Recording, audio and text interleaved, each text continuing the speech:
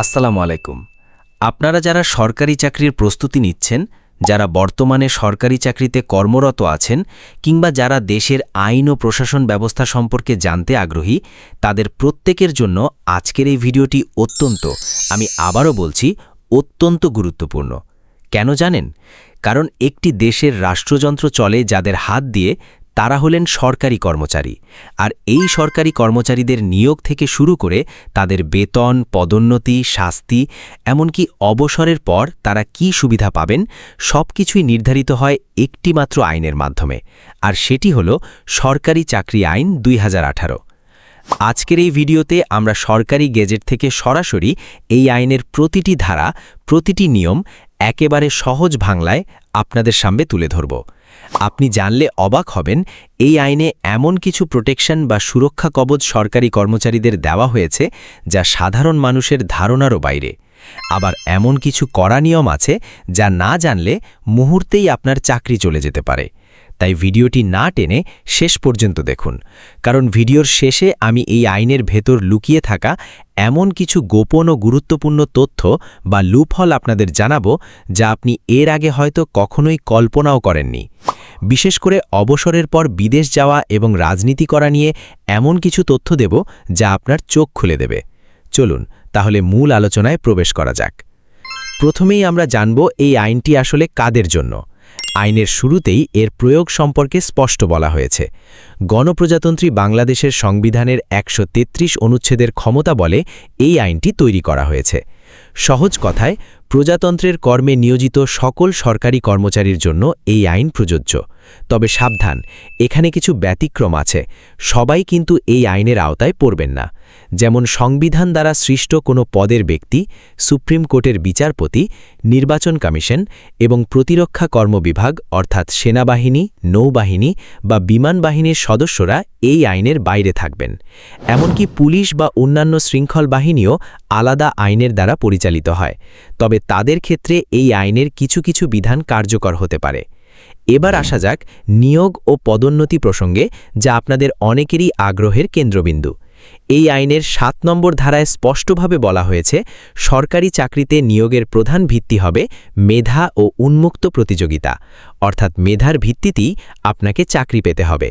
তবে হ্যাঁ, সংবিধানের ২৯(৩) অনুচ্ছেদ অনুযায়ী সরকার চাইলে অনগ্রসর শ্রেণীর জন্য বিশেষ কোটা বা ব্যবস্থা রাখতে পারে। আরেকটি গুরুত্বপূর্ণ বিষয় হল, বাংলাদেশের নাগরিক নন এমন কাউকে প্রজাতন্ত্রের কর্মে নিয়োগ দেওয়া যাবে না। অর্থাৎ সরকারি চাকরি করতে হলে আপনাকে অবশ্যই বাংলাদেশের নাগরিক হতে হবে। নিয়োগ তো হলো, কিন্তু পদোন্নতি বা প্রমোশন কিভাবে হবে? এখানে আইনের ৮ নম্বর ধারায় বলা হয়েছে, শুধুমাত্র জ্যেষ্ঠতা বা সিনিয়রিটি থাকলেই পদোন্নতি পাওয়া যাবে না। পদোন্নতির জন্য সততা, মেধা, দক্ষতা এবং জ্যেষ্ঠতা এই সবগুলোর সমন্বয় থাকতে হবে। অর্থাৎ আপনি অনেক বছর চাকরি করলেই যে অটোমেটিক প্রমোশন পাবেন, বিষয়টি এমন নয়।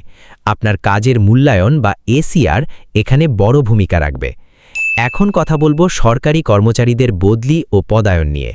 অনেকেই মনে করেন বদলি বুঝি শাস্তিমূলক ব্যবস্থা, কিন্তু আইনের ১১ নম্বর ধারা অনুযায়ী সরকার বা উপযুক্ত কর্তৃপক্ষ জনস্বার্থ ও প্রশাসনিক প্রয়োজনে যে কোনো কর্মচারীকে দেশের যে কোনো স্থানে বা যে কোনো পদে বদলি করতে পারে। এটি সরকারের একচ্ছত্র ক্ষমতা। এখানে না বলার কোনো সুযোগ নেই। এবার আসি এই আইনের সবচেয়ে স্পর্শজনক এবং আলোচিত অংশে, সেটি হল ফৌজদারি অপরাধ ও গ্রেফতার। আপনি যদি সরকারি কর্মচারী হন এবং আপনার বিরুদ্ধে কোনো ফৌজদারি মামলা হয়, তাহলে পুলিশ কি চাইলেই আপনাকে গ্রেফতার করতে পারবে? উত্তর হল না। আইনের ৪১ নম্বর ধারাটি খুব ভালো করে শুনুন। এখানে বলা হয়েছে, কোনো সরকারি কর্মচারীর দায়িত্ব পালনের সাথে সম্পর্কিত কোনো অভিযোগে যদি ফৌজদারি মামলা হয়, তাহলে অভিযোগপত্র বা চার্জশিট আদালতে গৃহীত হওয়ার আগে তাকে গ্রেফতার করতে হলে সরকার বা নিয়োগকারী কর্তৃপক্ষের পূর্বানুমতি নিতে হবে। এটি একটি বিশাল সুরক্ষা কবচ। তবে মনে রাখবেন, চার্জশিট হয়ে গেলে বা মামলাটি যদি ব্যক্তিগত কোনো অপরাধের কারণে হয় যা দায়িত্ব পালনের সাথে সম্পর্কিত নয়, সেক্ষেত্রে এই সুরক্ষা পাওয়া নিয়ে আইনি বিতর্ক থাকতে পারে। যদি কোনো সরকারি কর্মচারী ফৌজদারি মামলায় ১ বছরের বেশি মেয়াদে কারাদণ্ডে দণ্ডিত হন, তাহলে তাকে চাকরি থেকে বরখাস্ত করা হবে। আর যদি ১ বছরের কম কারাদণ্ড হয়, তাহলে কর্তৃপক্ষ তাকে তিরস্কার, পদোন্নতি স্থগিত বা নিম্ন পদে অবনমিত করার মতো লঘু দণ্ড দিতে পারে। আর কোনো কর্মচারী যদি দেনার দায়ে দেউলিয়া হয়ে কারাগারে আটক থাকেন, তাহলে তাকে তাৎক্ষণিকভাবে সাময়িক বরখাস্ত করা হবে। আপনারা অনেকেই প্রশ্ন করেন, সরকারি চাকরিতে শাস্তি কি হতে পারে? সরকারি চাকরি আইন 2018-র 30 থেকে 32 নম্বর ধারায় শৃঙ্খলা ও আপিল নিয়ে বিস্তারিত বলা হয়েছে। শাস্তি দুই ধরনের হতে পারে, লঘুদণ্ড এবং গুরুদণ্ড। লঘুদণ্ডগুলোর মধ্যে আছে তিরস্কার, নির্দিষ্ট মেয়াদের জন্য পদোন্নতি বা বেতন বৃদ্ধি স্থগিত রাখা বা বেতন স্কেলের নিচের ধাপে নামিয়ে দেওয়া। আর গুরুদণ্ড বা বড় শাস্তিগুলো হল নিম্ন পদ বা নিম্ন বেতন স্কেলে অবনমিত করা, বাধ্যতামূলক অবসর প্রদান, চাকরি থেকে অপসারণ এবং সবচেয়ে ভয়াবহ হল চাকরি থেকে বরখাস্ত করা। মনে রাখবেন, অপসারণ এবং বরখাস্ত এক জিনিস নয়।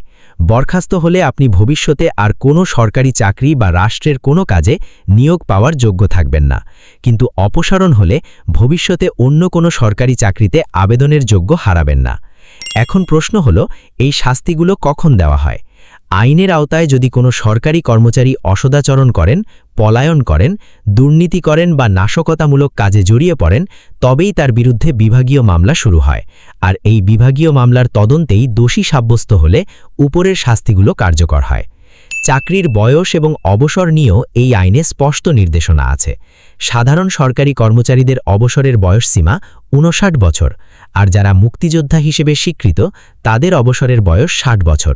তবে এখানে একটি খুব ইন্টারেস্টিং ক্লজ বা ধারা আছে, যা অনেকেরই ভয়ের কারণ। সেটি হলো আইনের 45 নম্বর ধারা।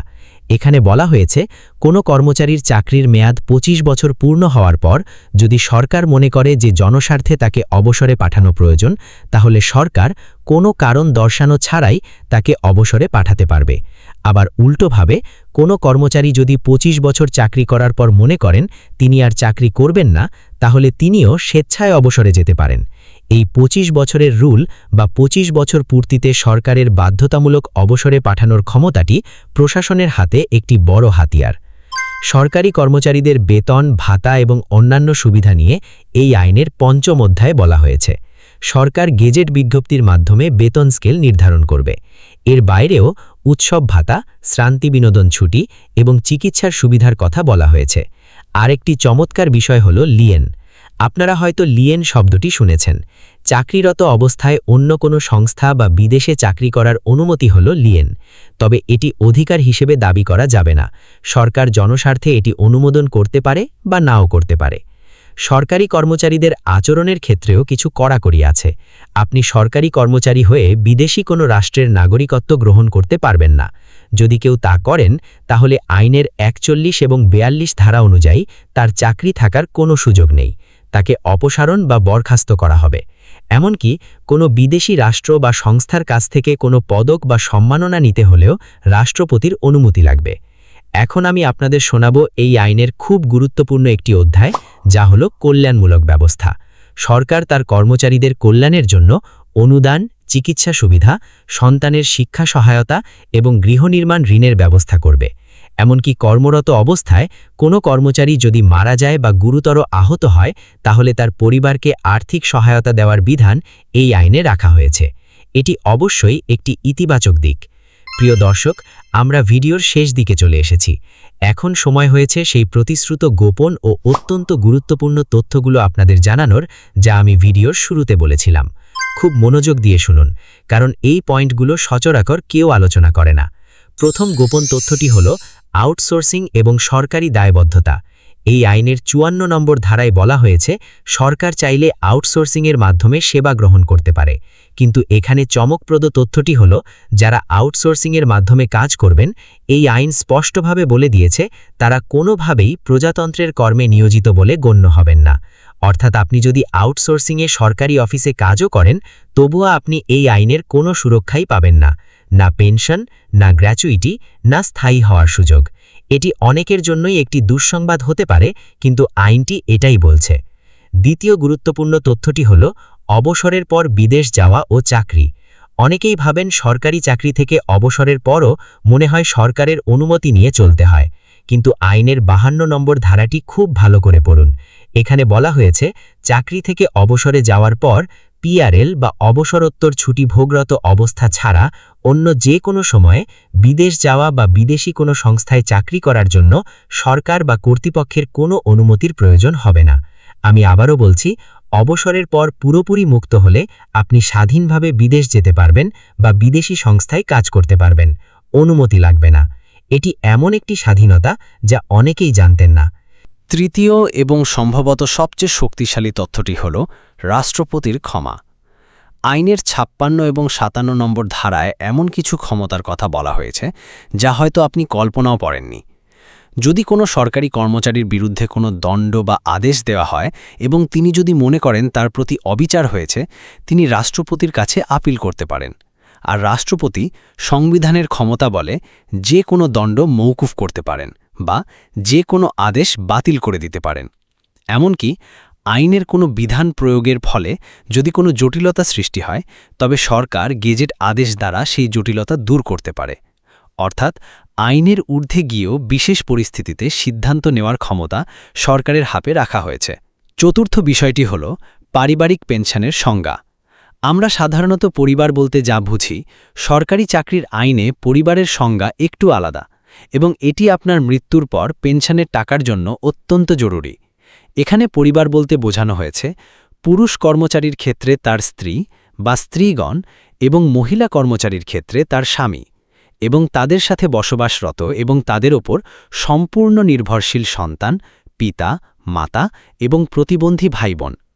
খেয়াল করবেন, সম্পূর্ণ নির্ভরশীল কথাটি এখানে ট্রিকি পয়েন্ট। নির্ভরশীল না হলে কিন্তু তারা এই সুবিধার অন্তর্ভুক্ত হবেন না।